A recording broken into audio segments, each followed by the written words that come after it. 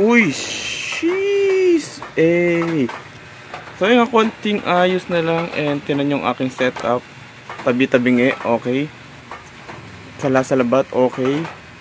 May nakalawit na kable, okay. At mga weirdong battery, okay.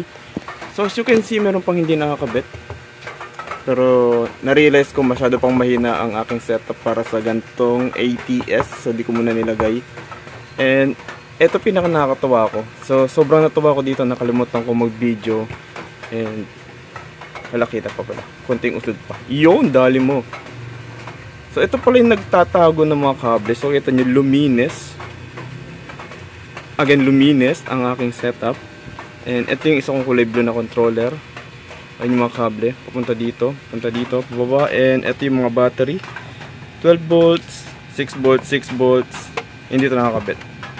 So dalawang 6 volts na naka-series para maging 12. Na naka-parallel sa another 12. Papunta siya dito sa ito.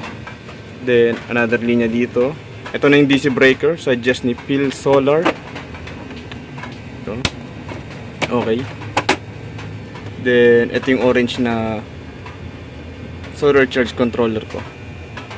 So, medyo makalat pa. Konting linis na lang. Abangan nyo sa part 2 ng aking pag-ayos. Alright!